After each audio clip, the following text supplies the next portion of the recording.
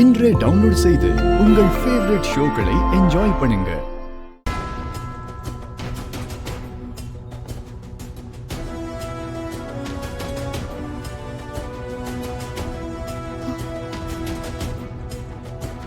என்ன இது வீடு பூட்டிருக்கு? இத பார்த்தா ரொம்ப நாளா பூட்டிருக்கும் போல.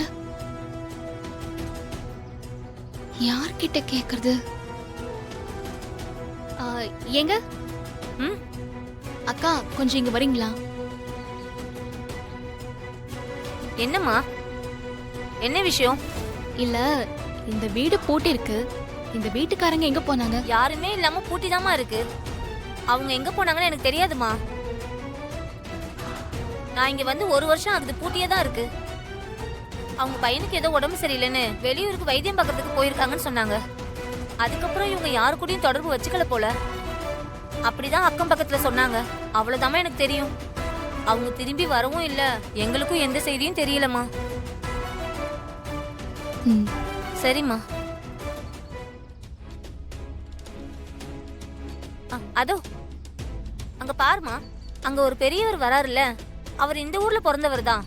அவர் கேட்டீங்கன்னா ஏதாவது தகவல் தெரியும். சரிங்கக்கா, தேங்க்யூ. வரேம்மா.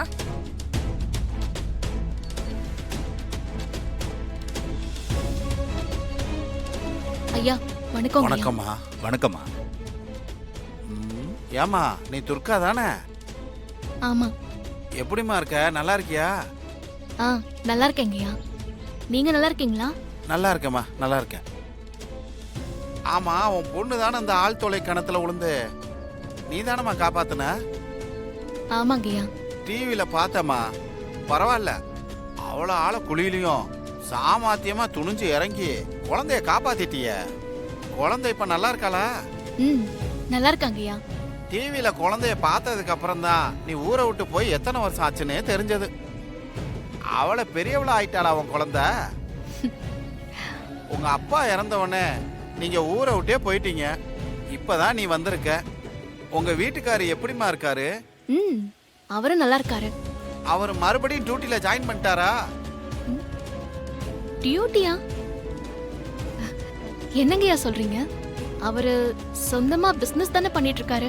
என்னம்மா சொல்ற? சந்திரசேகர் தானே உன் புருஷன்? அவர் எஸ்ஐயா தானே இருந்தாரு. அவருக்கு தானே அடிபட்டு முடியாம போய் ட்ரீட்மெண்ட்டுக்கு ஊருக்கு கூட்டு போனீங்க. இப்போ போலீஸ் வேலையை விட்டுட்டாரா? பிசினஸ் பண்ண ஆரம்பிச்சிட்டாரா? நீங்க என்ன சொல்றீங்கன்னு எனக்கு ஒண்ணுமே புரியல.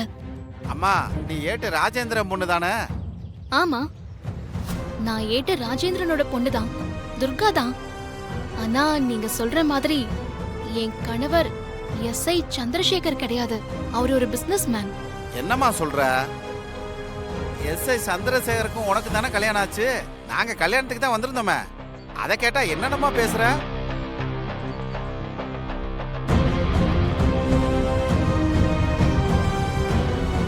ஐயா, ஒரு முக்கியமான கால்.